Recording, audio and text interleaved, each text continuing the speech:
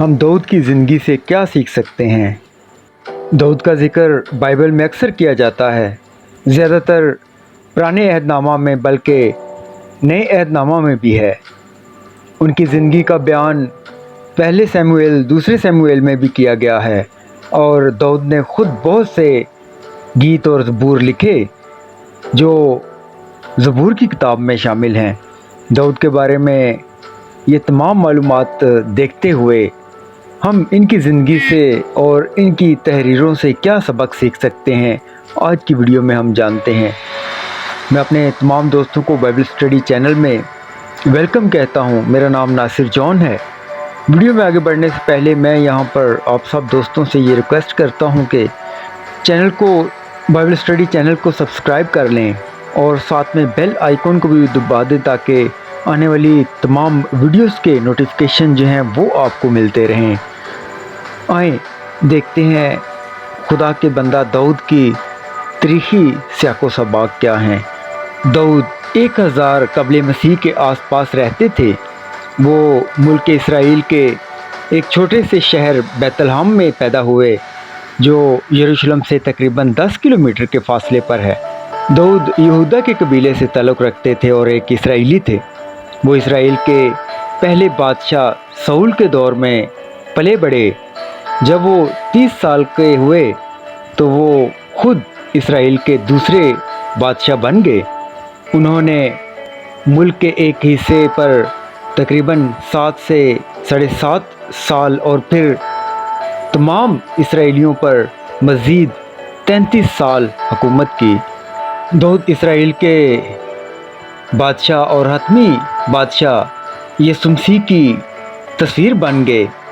जैसा कि पहले ज़िक्र हो चुका है कि उन्होंने बहुत सारे ज़बूर लिखे। ये इनकी रूहानी ज़िंदगी के बारे में बहुत ज़ाती गीत या ज़बूर थे जो कि बराह रास्त खुदा को मुखातिब करते थे। इनको पढ़कर हम दाऊद को एक ऐसे शख्स के तौर पर जानते हैं जो खुदा की खिदमत, तारीफ़ और भरोसा करने के ख्वाहिशमंद थे। दाऊद की ज़िंदगी, पहली बार जब हम बाइबल में दाऊद के बारे में पढ़ते हैं तो वो बिल्कुल भी मुतासर कुन शख्स नहीं लगते थे।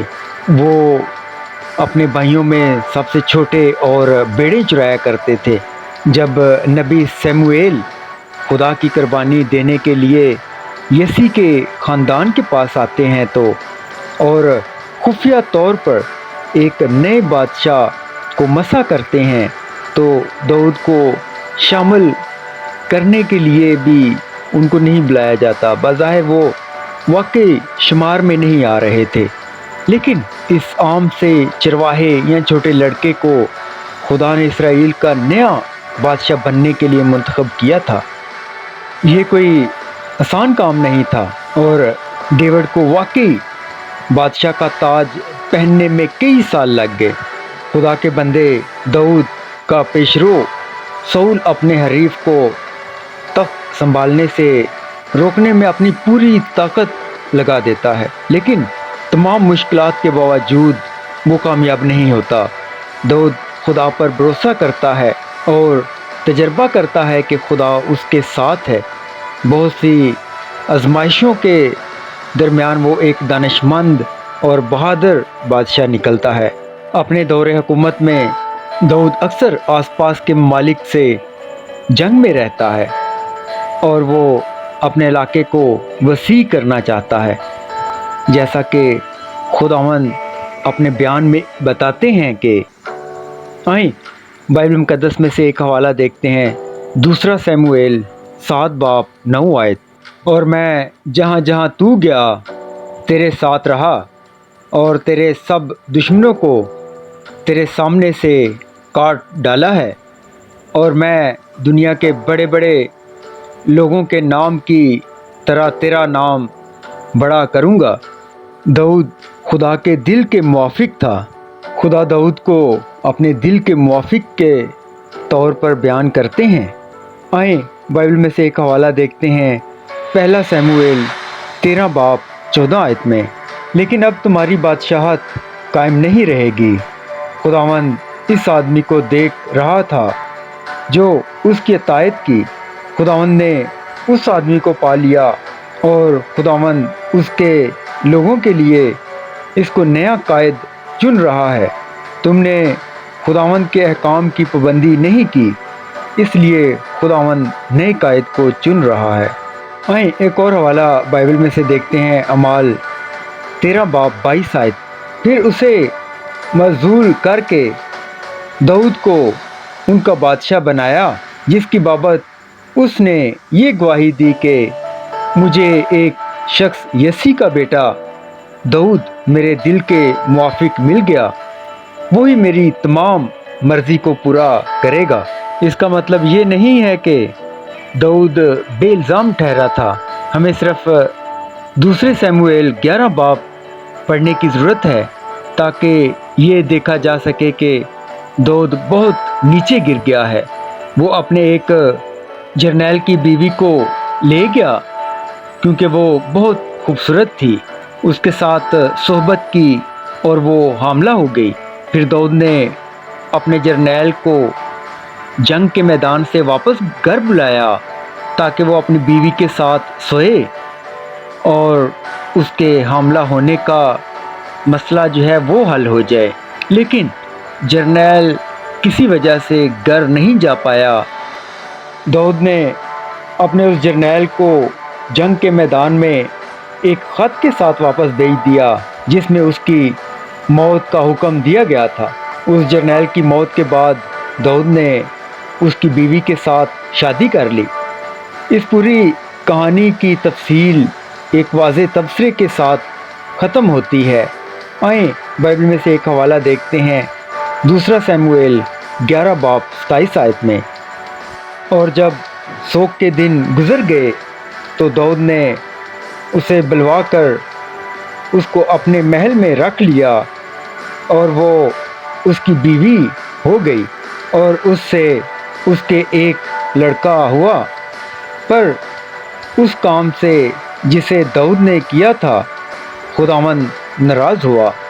خدا نے داؤد کو اس سے دور نہیں ہونے دیا، اس نے اپنے گناہ سے اس کا سامنا کیا اور داؤد نے توبہ کی۔ زبور 51 ہمیں داؤد کے جذبات کی قریبی جھلک دکھاتا ہے۔ آئیں زبور 51 دیکھتے ہیں۔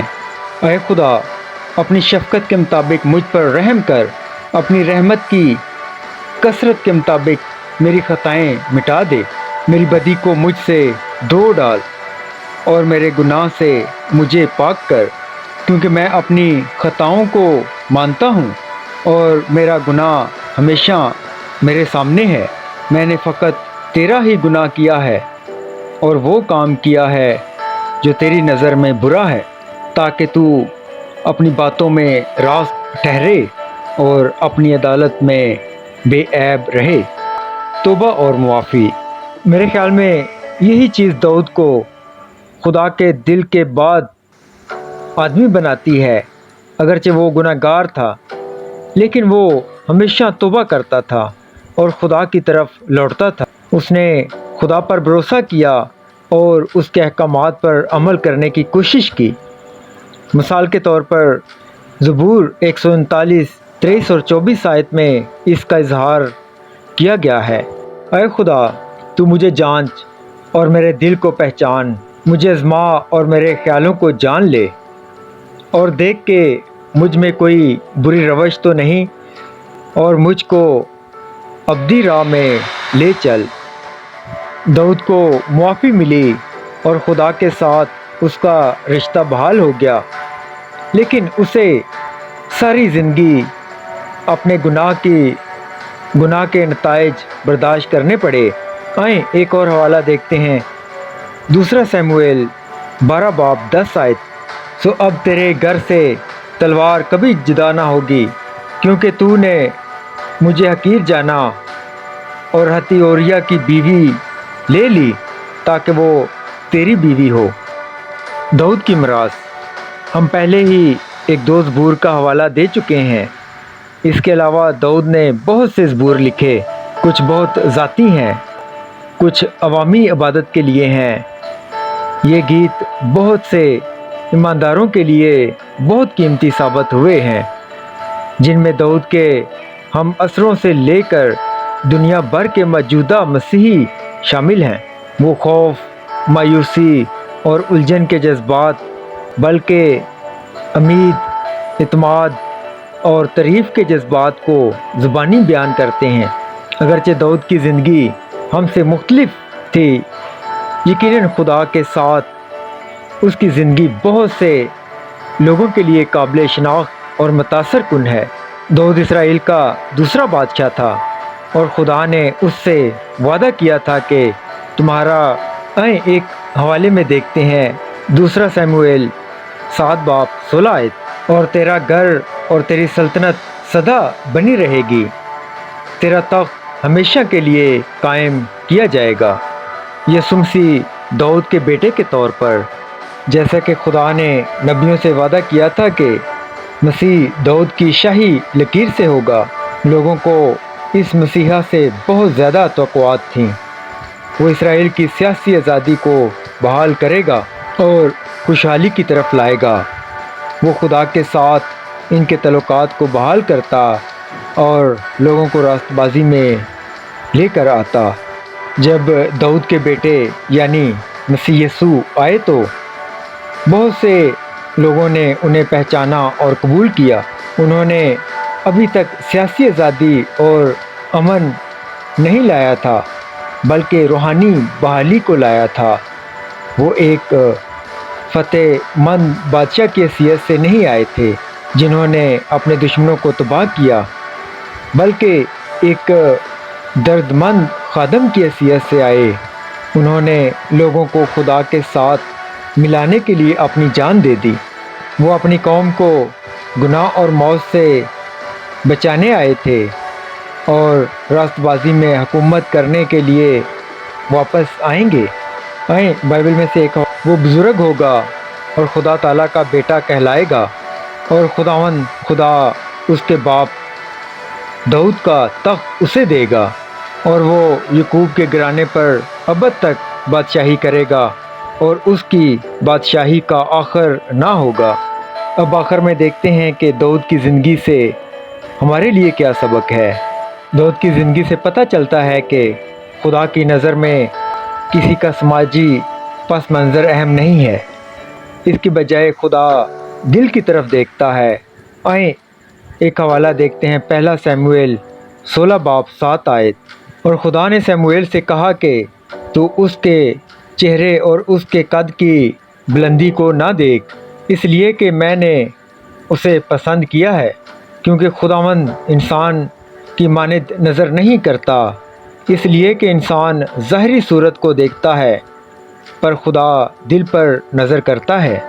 بائبل میں سے ایک اور حوالہ دیکھتے ہیں، 2 سموئیل 7:8۔ سو اب تو میرے بندہ داؤد سے کہہ کہ رب الفاظ یوں فرماتا ہے کہ میں نے تجھے 1.5 سال سے جہاں تو بھیڑ بکریوں کے پیچھے پیچھے پھرتا تھا لیا، تاکہ تو میری قوم اسرائیل کا پیشوا ہو۔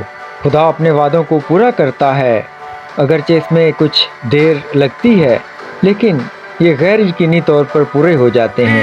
داؤد کو بادشاہ مسا کیا گیا، لیکن ساؤل نے اس کا پیچھا کیا اس وقت تک جب تک کہ داؤد اسرائیل کا بادشاہ بن گیا۔ داؤد کو بھروسہ تھا کہ خدا اپنا وعدہ پورا کرے گا، اور اس نے ایسا ہی کیا۔ یہ وعدہ کہ داؤد کی شاہی لکیر ہمیشہ کے لیے راج کرے گی۔ یہ لکیر اس وقت ٹوٹی ہوئی نظر آئی جب اسرائیل صدیوں بعد جلا وطن ہو گیا اور اب اس کا کوئی بادشاہ نہیں تھا، لیکن یسوع داؤد کا آخری بیٹا ہے اور وہ ہمیشہ کے لیے حکومت کریں گے۔ یقیناً آج ہم سمجھ چکے ہیں کہ خداوند گناہگاروں سے پیار کرتے ہیں۔ Thank you all.